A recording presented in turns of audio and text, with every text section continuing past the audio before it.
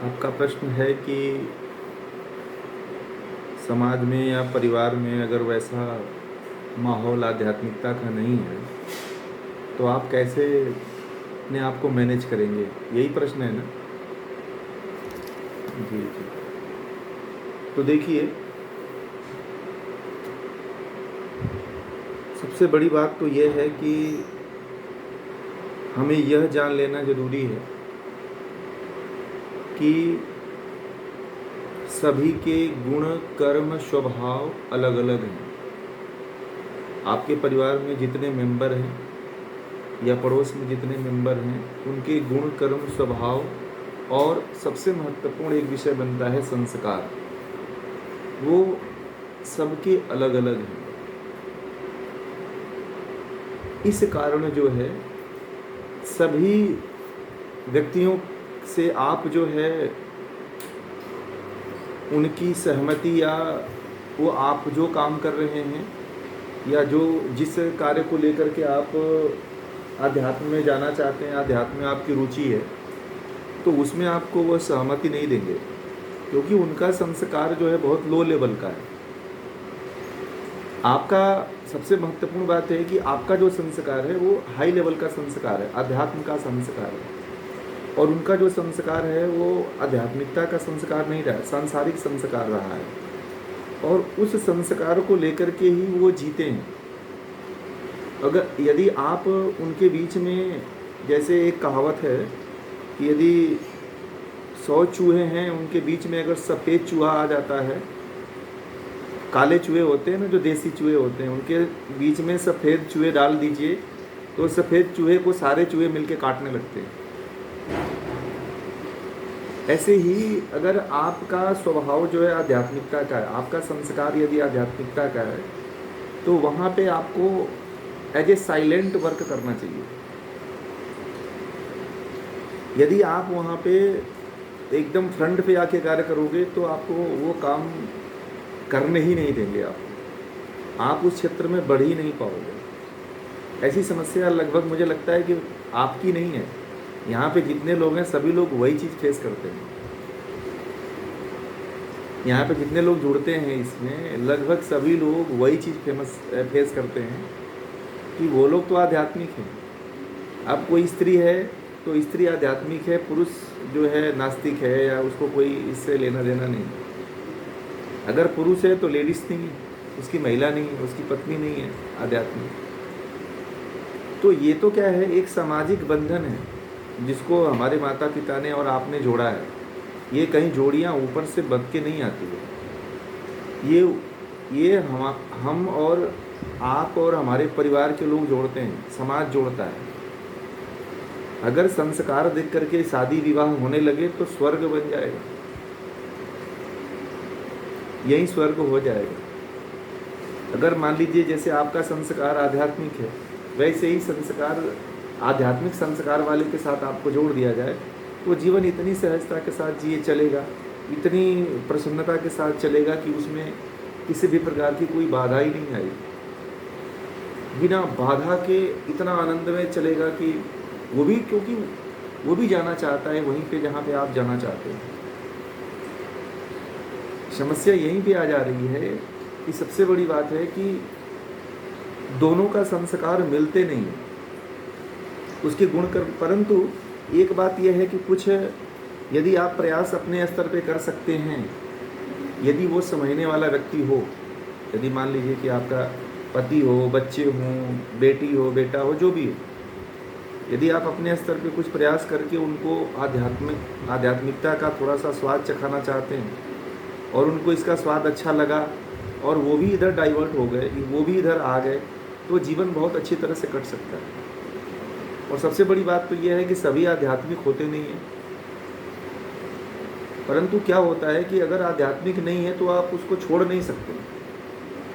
वेदों में ऐसा कहा गया है कि जो आध्यात्मिक नहीं है, हमारा कर्तव्य है कि हम आध्यात्मिक हैं तो उसको भी आध्यात्मिकता की तरफ लेकर के आएँ। यह हमारे जीवन का कर्तव्य बनता है। यह हमारे जीवन का, मनुष्य का एक बहुत बड़ा कर्तव्य है कि केवल अपनी उन्नति में उन्नति नहीं समझना चाहिए, दूसरे की उन्नति में भी अपनी उन्नति समझनी चाहिए। इसीलिए आप सभी से मैं कहता हूँ कि अगर आप लोगों को थोड़ा अध्यात्म का नॉलेज हो गया है, ध्यान करने लगे हैं, साधना करने लगे हैं, ईश्वर को जानने लगे हैं, परमात्मा को जानने लगे हैं, आत्मा को जानने लगे हैं, प्रकृति को जानने लगे हैं, इस पूरे संसार को, जगत को जानने लगे हैं, तो थोड़ा थोड़ा आप अपने घर को, परिवार में बच्चों को, माता पिता को और अन्य भाई बहनों को भी जोड़ने का प्रयास करो, जिससे कि क्या होगा कि आप उनके जीवन को एक नई दिशा दोगे और जैसे ही उनका जीवन बदलता है आपको पुण्य मिलना शुरू हो जाता है। क्या? आपका पुण्य बढ़ना शुरू हो जाता है। क्यों? क्योंकि इसका प्रभाव ये होता है कि आप जैसे उसका जीवन बदला, इससे आपको धन दौलत रुपए पैसा तो नहीं मिलता है, परंतु आपका पुण्य बढ़ जाता है, जिसको कहते हैं ना पुण्य कमा लो, कुछ पुण्य कर लो, तो आपको ऑटोमेटिक ये पुण्य आपका बढ़ता चला जाता है। तो इसको मैनेज करने के लिए मैं बात आपको बताऊंगा कि इसके लिए क्या करिए। कि एक ऋषि हुए हैं पंडित श्री राम शर्माचार्य जी, वो कहते हैं कि हम सुधरेंगे जग सुधरेगा, हम बदलेंगे युग बदलेगा। ध्यान से सुनिएगा मेरी बात को। तो वो कहते हैं कि पहले अपने ऊपर वर्क करो, आप उस मुकाम को हासिल करो जहाँ पे जितनी आध्यात्मिकता, जितना बुद्धि, जितना विवेक आपको ईश्वर ने दिया हुआ है, उसको लेकर के, या जितना आप ज्ञान ले रहे हो उसको लेकर के आप आगे बढ़ो। आपको देख करके आपके पीछे चलने वाले लोगों की संख्या धीरे धीरे बढ़ेगी। जब हम चले थे तो बहुत अकेले थे, आज बहुत सी संख्या हो गई है। ऐसे ही जब आप भी चलोगे अध्यात्म के क्षेत्र में तो आपके भी साथ में आपके परिवार वाले, आपके दोस्त मित्र, बहुत से लोग जुड़ जाएंगे आपके साथ में। तो इसलिए पहले आप साइलेंट होकर के पहले पूर्ण ज्ञान प्राप्त करिए। जब आपके पास ज्ञान हो जाएगा, आपके अंदर बुद्धि विवेक जब तीव्र हो जाएगा, बढ़ जाएगा, परमात्मा का सानिध्य धीरे धीरे आपको मिलने लगेगा, तो लोगों का तांता आपके पास बढ़ने लग जाएगा। आपके पास धीरे धीरे आपको देख करके लोग प्रेरित होने लगेंगे, बदलना शुरू कर देंगे। इसलिए किसी को बदलने की आवश्यकता नहीं है। तो आप एकदम साइलेंट होकर के चलो, ठीक है? एकदम साइलेंट होकर के चलो कि किसी को पता ना चले। आप ऐसे चलो कि बस चल आध्यात्म में चल रहे हो। जैसे महावीर चले थे, जैसे महात्मा बुद्ध चले थे, जैसे भगवान राम चले थे। भगवान राम भी तो एक राजकुमार थे, धीरे धीरे अपने कर्तव्य का पालन करते करते वो धीरे धीरे इतने बड़े महानता को प्राप्त हो गए। तो ऐसे भी आप प्राप्त कर सकते हैं। धीरे धीरे जप साधना जप करिए, योग की क्रियाओं का अभ्यास करिए, यम नियम का पालन करिए। जब जैसे ही आपके जीवन में योग का प्रभाव दिखने लगेगा, क्रियाओं का प्रभाव दिखने लगेगा, आप देखना आपके पास जो है, जो बैरी लोग हैं ना, वो भी आकर के उनका बैर भाव छूट जाएगा। तो यम नियम का जब व्यक्ति पालन करना शुरू कर देता है तो उसके जीवन में ये ऑटोमेटिक उसके साथ में जब जो लोग जुड़ना होता है, ट्रांसफॉर्मेशन होने लगता है। इसलिए आप करिए, बहुत अच्छी चीज़ है, आप इसमें आगे बढ़िए। कोई चलता है ना चले। और दूसरी बात, एक सबसे महत्वपूर्ण बात, इसको पूरा हम कर देते हैं कि देखिए, ये जो साथ मिला हुआ है, या हमें जो समाज मिला हुआ है, या परिवार जो हमें मिला हुआ है, ये अस्थाई नहीं है। ये भी बात आपको मन में लेके चलना चाहिए। क्यों लेके चलना चाहिए?